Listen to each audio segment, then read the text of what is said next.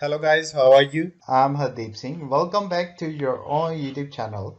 IELTS updates and recent exams. For more updates related to recent IELTS exam writing test topics, listening, reading, practice test, and speaking, you got guesswork. Please, guys, participate in everyday listening and reading practice test to achieve your desired band score in your actual IELTS exam. Please hit the like and subscribe button. Press the bell icon for the upcoming notifications. Don't forget like, subscribe and share my YouTube channel and my Facebook page, IELTS updates and recent exams. Now turn to part 1. You will hear a man called David asking for information about how to place an advertisement for selling his laptop and other items. First, you'll have some time to look at questions 1 to 5.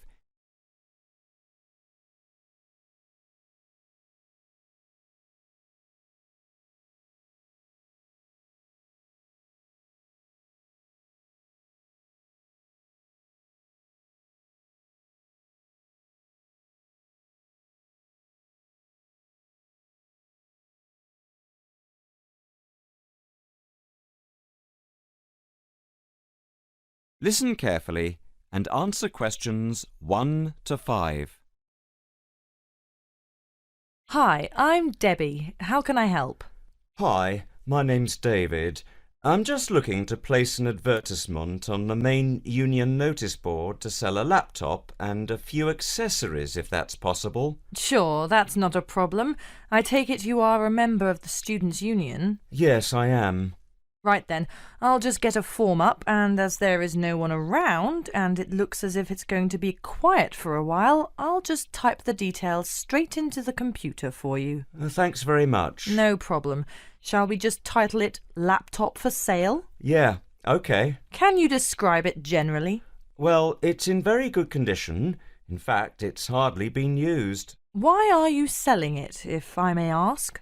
Well, I've got another one which is much lighter, and I don't really need two. I see. What weight is the one you are selling?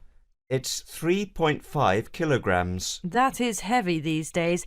Can you give more details about the one you want to sell? Right.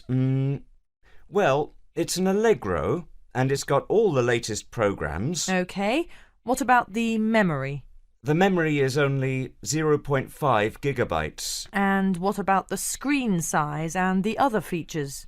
Well, the screen is, let's see, it's 37.5 centimeters with a standard size keyboard and a touchpad, but I've got a cordless mouse that I can put in with it if necessary. Some people don't like using a touchpad. What about ports or holes for attaching things to the laptop? It's got 2 ports. More modern laptops have more than 2 ports for all the extra attachments. They do. Let's see what else is important. Oh yeah, the battery lasts for 2.5 hours, which is okay, but not enough for train journeys. But one thing is that it's not wireless. Right. OK, not wireless. Before you hear the rest of the conversation, you'll have some time to look at questions 6 to 10.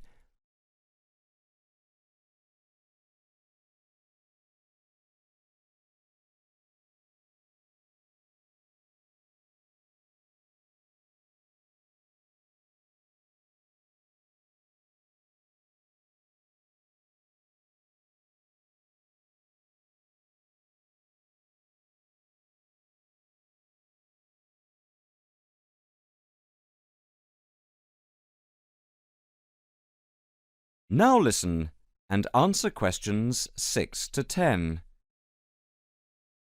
Anything else I can put on the advertisement? There's a webcam built at the top of the screen, and I can throw in a printer, a scanner and headphones, which I got with it in a special deal. It also comes with its own case for carrying it around. Actually, the case is quite smart. I'm hoping these things will help it sell. They should do. Right, I think I've got all that. How much do you want for it? That I'm not sure about. It's worth about £900 to £1,000 new. Yeah, But you won't get that much if it's used, and even if it's in good condition.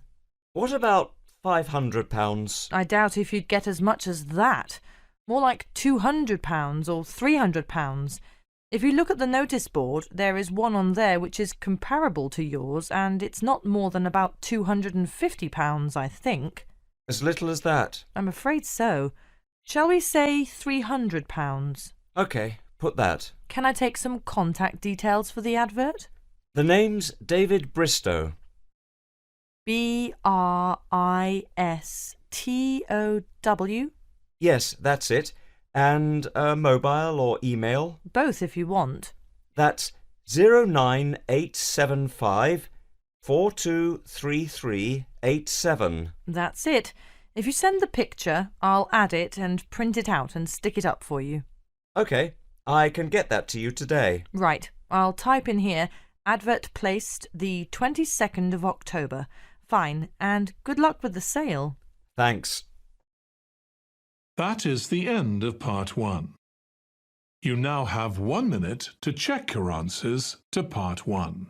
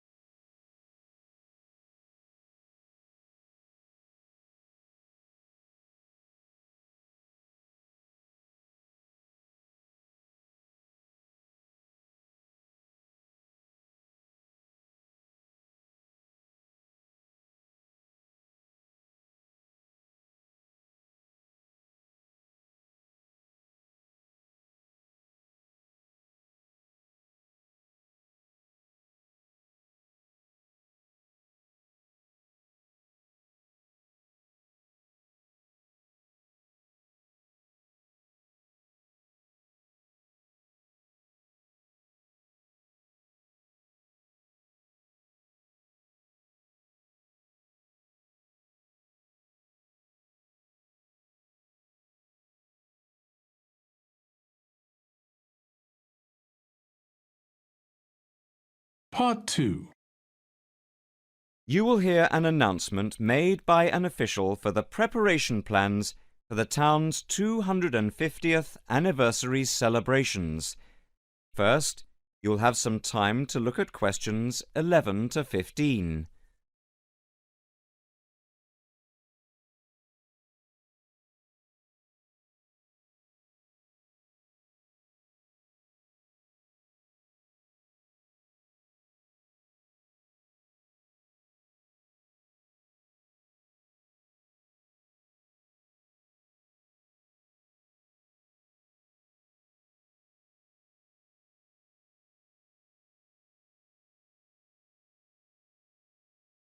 Now listen carefully and answer questions 11 to 15.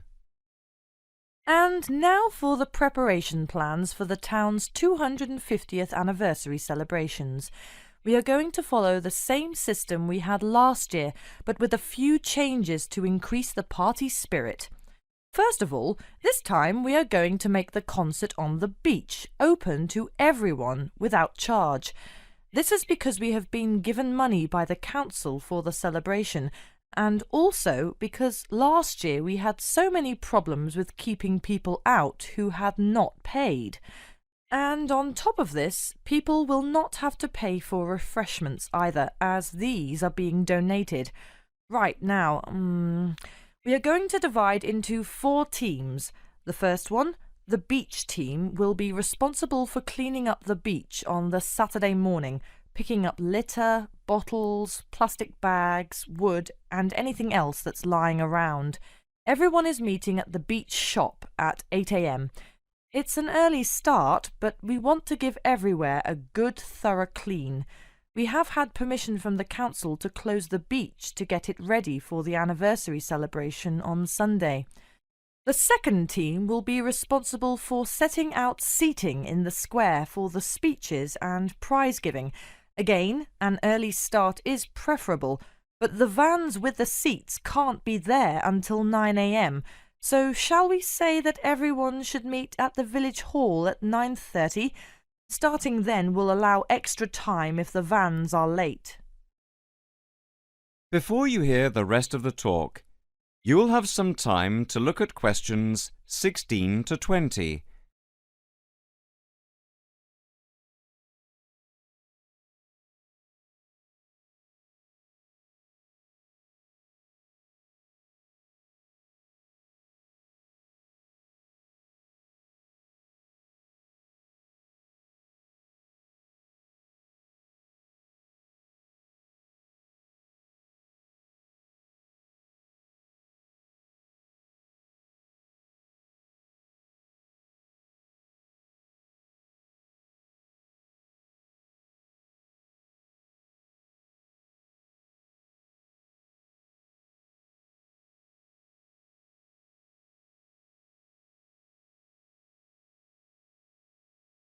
Now listen and answer questions 16 to 20.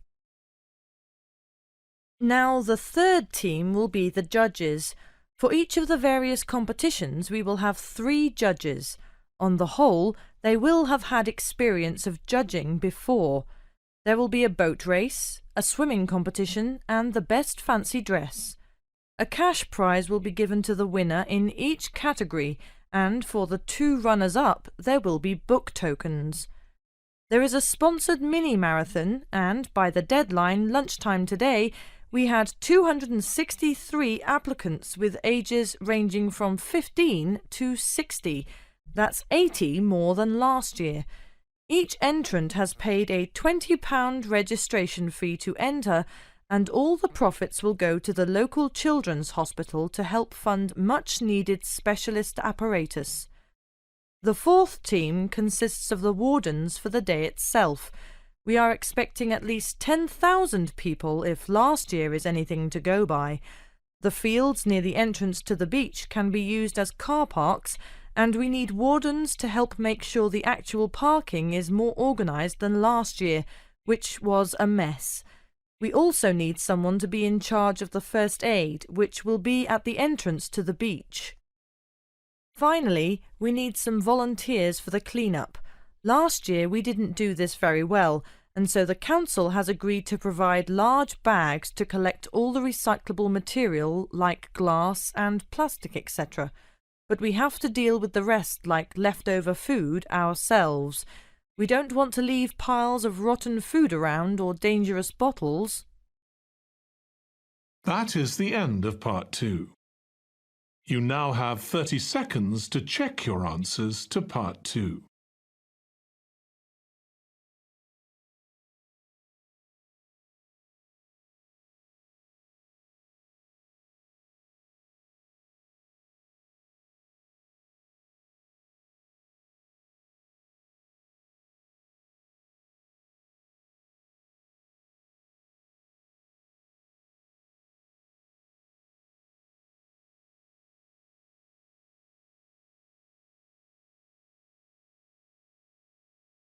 Part 3.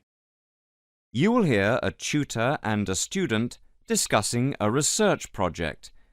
First, you'll have some time to look at questions 21 to 26.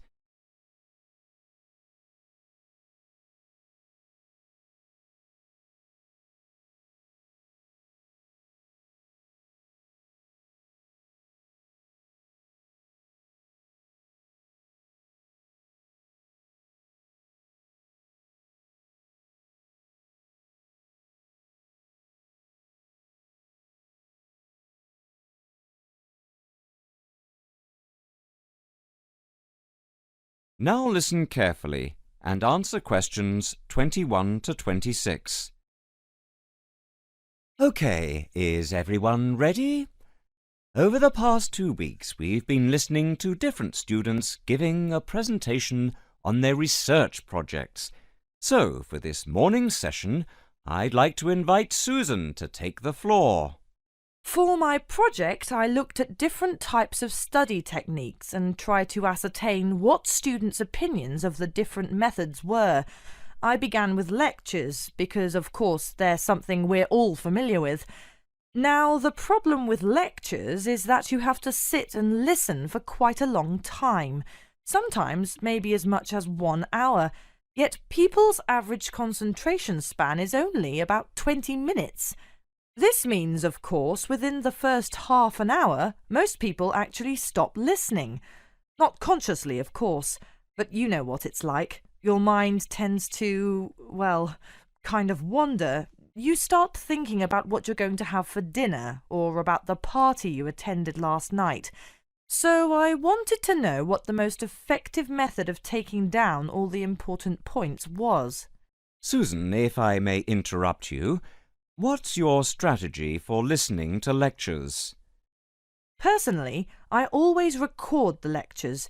That way you can listen to the lecture again afterwards and make really good notes. In fact, I know a lot of people who use this method. Yet surprisingly, when I talked to students, they felt that it wasn't such a good method because the quality of the recording is often very poor. So quite a few preferred to listen for the main points and take notes. Some even used a form of shorthand, abbreviations and symbols, that sort of thing. Although everyone agreed that the best way to approach lectures was to do the required reading beforehand. That way it makes the lecture a lot easier to understand because you already know something about the topic. Could you tell us something about how students approach their assignments? Essays, reports, that sort of thing? Actually, when it came to assignments, people were divided on the issue of essay plans. Some thought it was a good method of planning. Others, didn't think so. Generally, though, most students didn't really express much of an opinion. Brainstorming, however, was different. Just sitting down and thinking of as many ideas as you can. Just about everyone said it was a really good method of preparing to write an assignment, especially if they got together in groups. This, they said, was by far the best method because it helped them to really analyse the issues. Discussing ideas was the same. In fact, many respondents claimed they often got together with friends for the purpose of discussing ideas, even if they weren't preparing an assignment.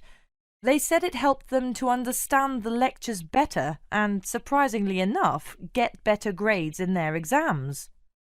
Now, reading, like lectures, is a necessary part of student life, and we all know how much time we spend with our head buried deep in a book.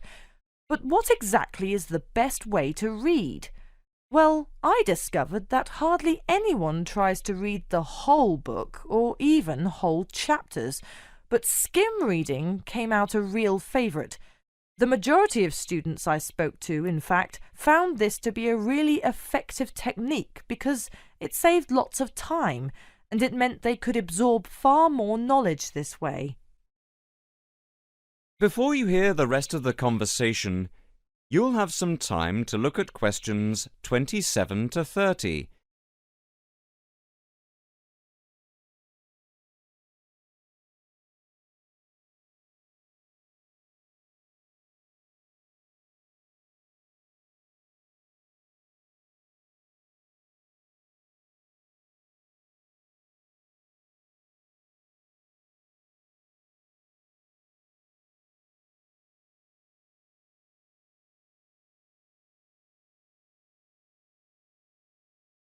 Now listen and answer questions 27 to 30.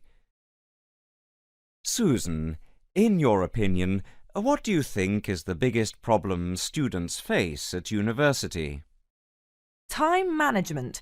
What I mean to say is that it's a much underestimated skill, and because it's underestimated, it's an area often neglected by students, especially young students who are used to other people planning their time for them.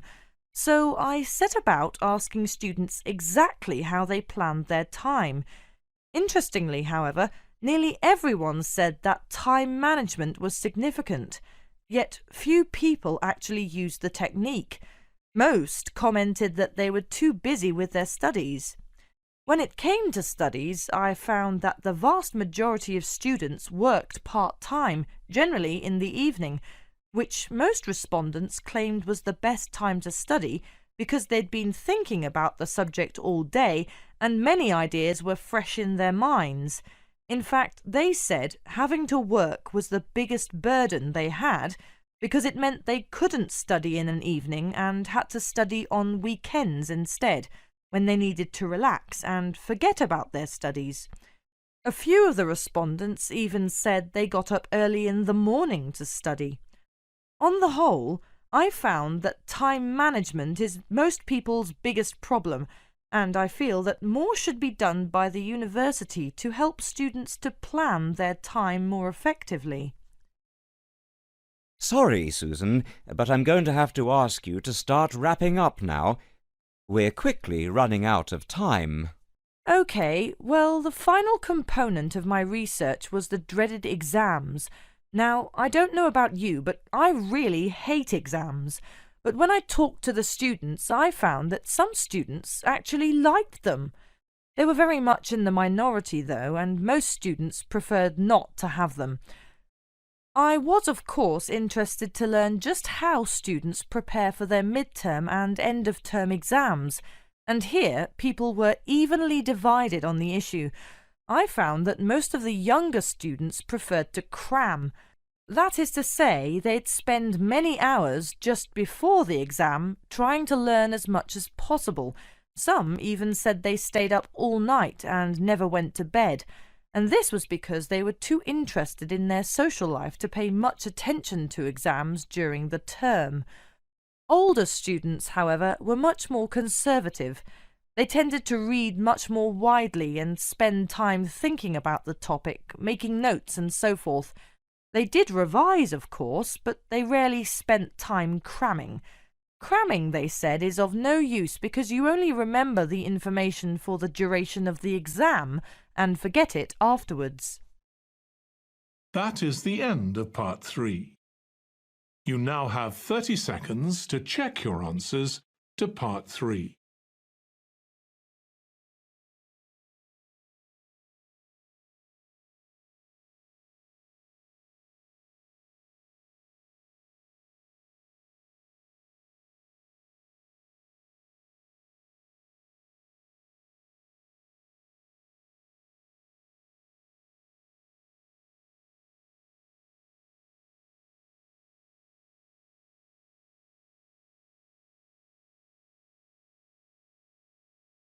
Part 4. You will hear a student talking about a survey conducted among people of different age groups to find out how architecture may affect people's lives. First, you'll have some time to look at questions 31 to 40.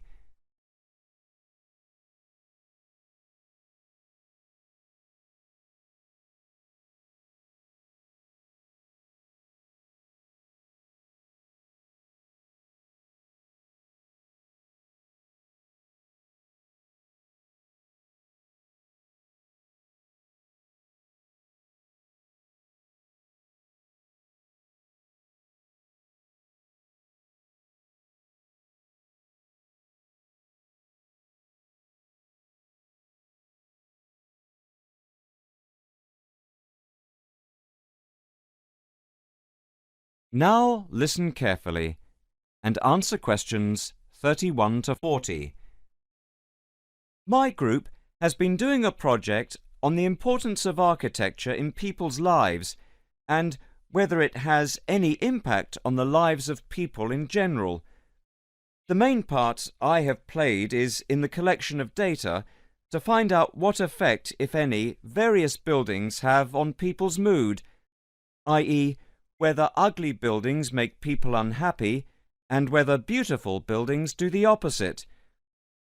We had originally thought of starting measuring people's reactions by using a questionnaire with about 40 questions, which we were going to hand out to people, including students at the university.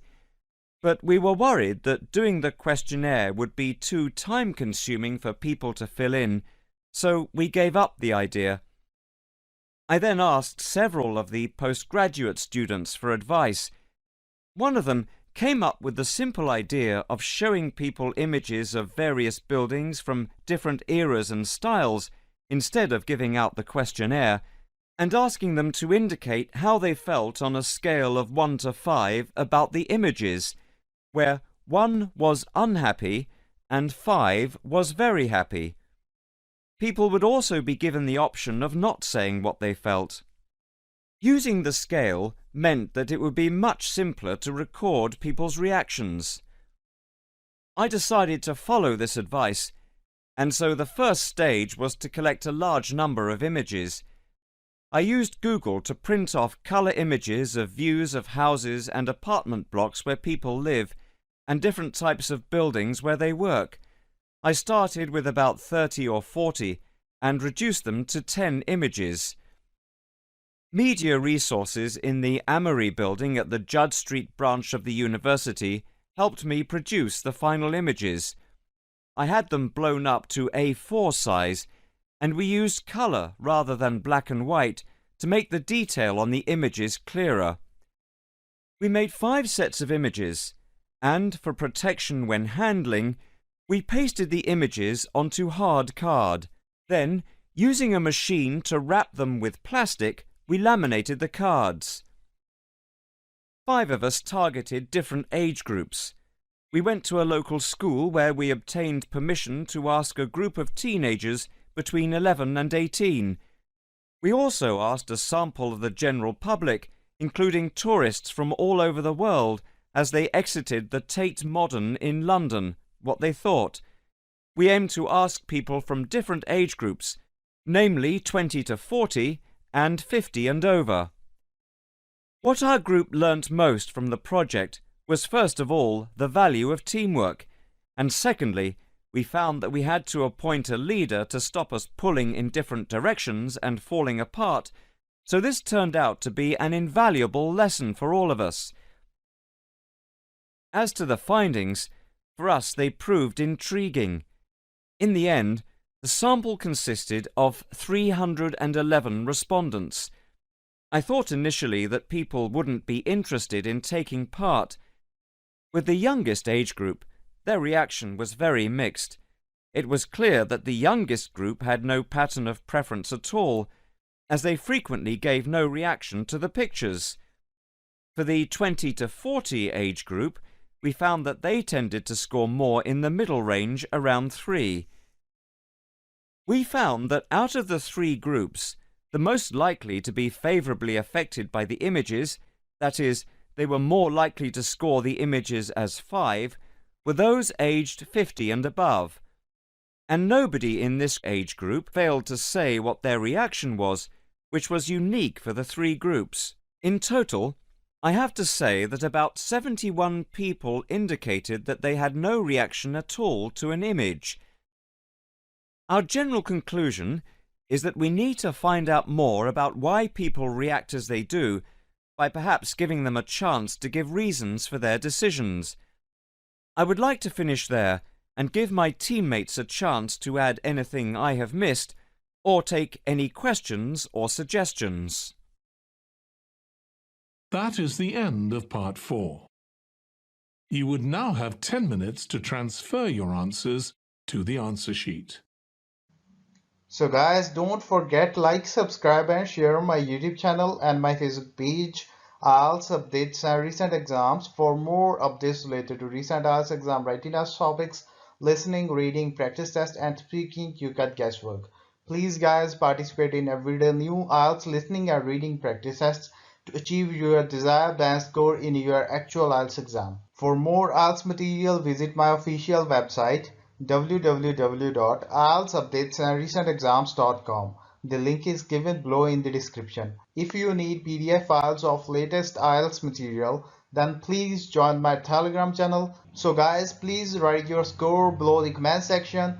Again, thanks for listening. God bless you all guys. Stay tuned, stay safe.